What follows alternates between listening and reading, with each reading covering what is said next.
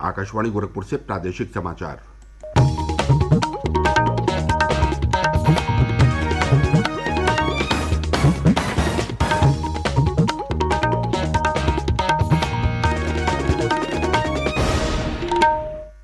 नमस्कार, समाचार बुलेटिन के साथ मैं प्रमोद कुमार सिंह। पहले मुख्य समाचार। प्रधानमंत्री नरेंद्र मोदी आज कुशीनगर अंतर्राष्ट्रीय हवाई अड्डे का करेंगे उद्घाटन। विभिन्न विकास परियोजनाओं का भी करेंगे शुभारंभ और शिलान्यास। मुख्यमंत्री योगी आदित्यनाथ ने प्रदेश भर में चलने वाले विशेष संचारी रोग नियंत्रण अभियान का बस्ती से किया शुभारंभ।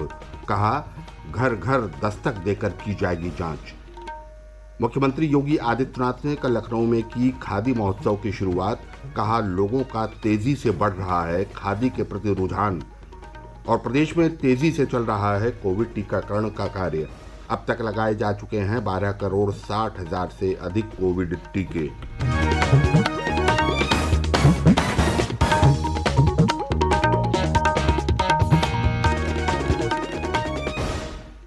स्वतंत्रता की 75वीं वर्षगांठ पर आज़ादी का अमृत महोत्सव के अंतर्गत प्रादेशिक समाचार एकांश आकाशवाणी गोरखपुर विशेष प्रश्नोत्तरी का आयोजन कर रहा है। इसके तहत हर सप्ताह बृहस्पतिवार को सुबह 7:20 पर प्रसारित प्रादेशिक समाचार बुलेटिन में श्रोताओं से देश के स्वाधीनता संग्राम और उसके गौरवशाली इतिहास पर एक प्रश्न पूछा जाता है। इस प्रश्न का सबसे पहले सही उत्तर भेजने वाले श्रोता के नाम की घोषणा अगले दिन शुक्रवार को समाचार बुलेटिन में की जाती है। आप भी हमारे इस क्विज का हिस्सा बन सकते हैं। अमृत महोत्सव क्विज श्रृंखला का अगला प्रश्न कल सुबह प्रादेशिक समाचार बुलेटिन में पूछा जाएगा। जवाब के साथ अपना नाम, पता और फोन नंबर अवश्य लिखें, जिससे विजेता बनने पर आपसे संपर्क किया जा सके। और अब समाचार विस्तार से। प्रधानमंत्री नरेंद्र मोदी आज कुशीनगर में अंतर्राष्ट्रीय हवाई अड्डे का उद्घाटन करेंगे। प्रधानमंत्री महापरिनिर्वाण मंदिर में अधिधम्म दिवस कार्यक्रम में भी भाग लेंगे और कुशीनगर में कई परियोजनाओं का उद्घाटन और विकास परियोजनाओं की आधारशिला रखेंगे। कुशीनगर अंतर्राष्ट्रीय हवाई अड्डे पर 100 से अधिक श्रीलंका के बौद्ध भिक्षु और 12 सदस्यीय प्रतिनिधिमंडल को लेकर पहली उड़ान कोलंबो से आएगी। इस हवाई अड्डे के शुरू होने से बुद्ध सर्किट से जुड़े स्थानों पर पर्यटन को बढ़ावा मिलेगा।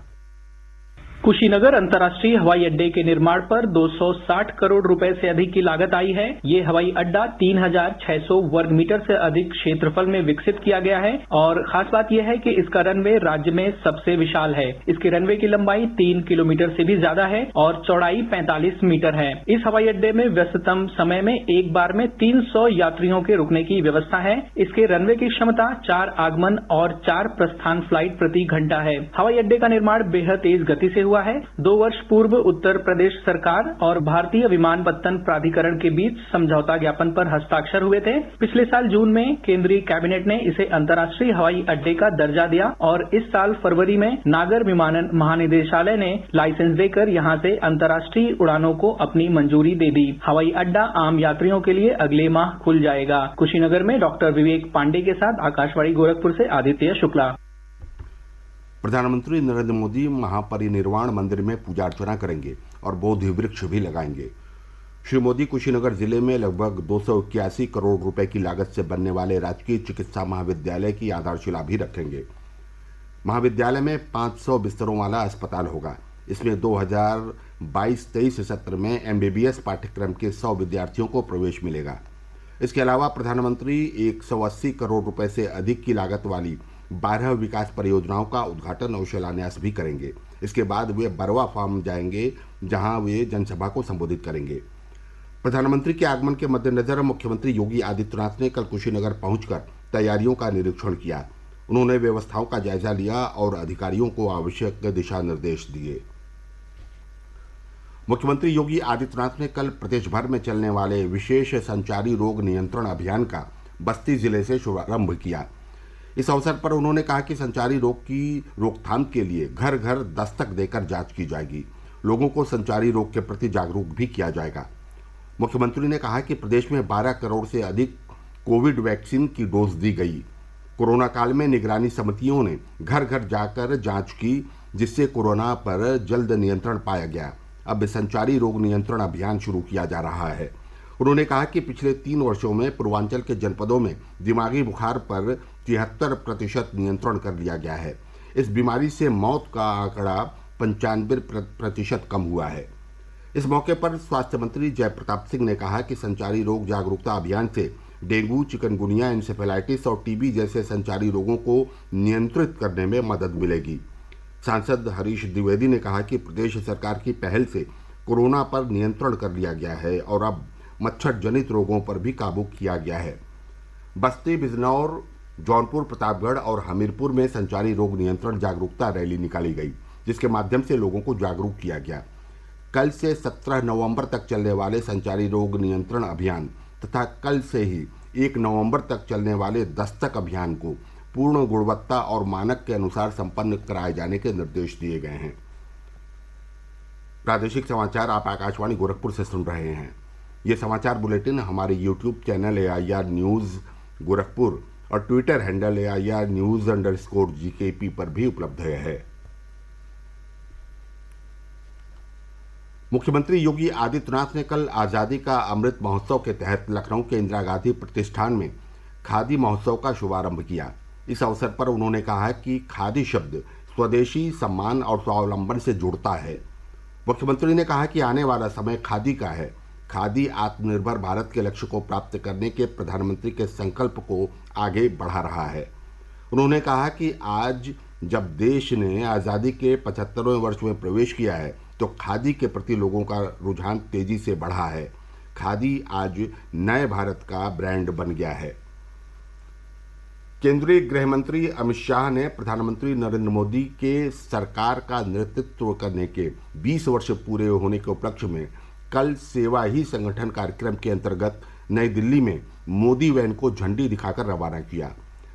5 चिकित्सा मोबाइल वैन प्रदेश के कौशाम्बी जिले के 5 विधानसभा क्षेत्रों में भी चलाई जाएगी। मोदी वैन के कौशाम्बी पहुंचने पर सांसद विनोद सोनकर ने प्रधानमंत्री और गृह मंत्री का आभार व्यक्त किया। उन्होंने बताया कि वैन में लगे टीवी के माध्यम से प्रधानमंत्री नरेंद्र मोदी के मन की बात कार्यक्रम के साथ ही उनकी रैलियों और भाषणों को भी जनता को दिखाया जाएगा।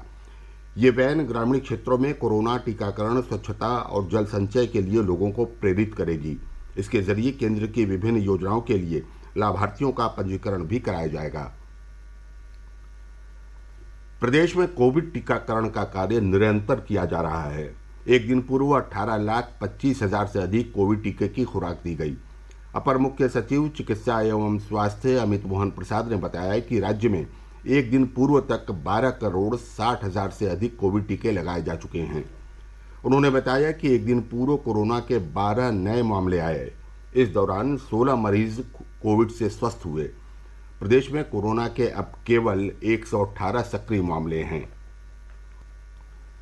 केंद्रीय माध्यमिक शिक्षा बोर्ड CBSE ने वर्ष 2021-22 के लिए पहले टर्म की 10वीं और 12वीं कक्षा की बोर्ड परीक्षाओं के लिए प्रमुख विषयों का परीक्षा कार्यक्रम जारी कर दिया है। डेट शीट के अनुसार 10वीं के प्रमुख विषयों की परीक्षा 30 नवंबर से और 12वीं की 1 दिसंबर से शुरू होगी। मुख्यमंत्री योगी आदित्यनाथ ने महर्षि वाल्मीकि जयंती पर प्रदेशवासियों को हार्दिक बधाई एवं शुभकामनाएं दी हैं। अपने संदेश में मुख्यमंत्री ने कहा कि महर्षि वाल्मीकि ने आदि काव्य रामायण की रचना कर लोगों को सत्य एवं कर्तव्य परायणता पर चलने का मार्ग दिखाया।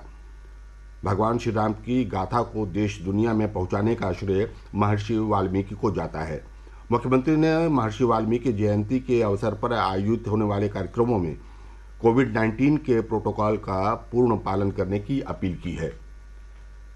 प्रदेश विधानसभा के पूर्व अध्यक्ष और आजमगढ़ के दीदारगंज विधानसभा सीट से बहुजन समाज पार्टी के विधायक सुखदेव राजभर का बीते 18 अक्टूबर को निधन हो गया था। वह पिछले कई दिनों से बीमार चल रहे थे।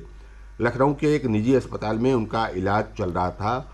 श्री राजभर का अंतिम संस्कार आज जौनपुर के रामघाट पर किया जाएगा। और अंत में बुलेटिन का मुख्य समाचार एक बार फिर।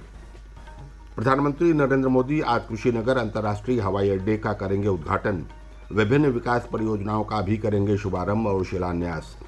मुख्यमंत्री योगी आदित्यनाथ ने प्रदेश भर में चलने वाले विशेष संचारी रोग नियंत्रण अभियान का बस्ती से किया शुभारंभ। कहा, घर घर दस्तक देकर की जाएगी जांच। मुख्यमंत्री योगी आदित्यनाथ ने कल लखनऊ में की खादी महोत्सव की शुरुआत। कहा, लोगों का तेजी से बढ़ा है खादी के प्रति रुझान। और प्रदेश में तेजी से चल रहा है कोविड टीकाकरण का कार्य। अब तक लगाए जा चुके हैं 12,60,00,000 से अधिक कोविड टीके। इसके साथ ही ये बुलेटिन समाप्त हुआ। नमस्कार।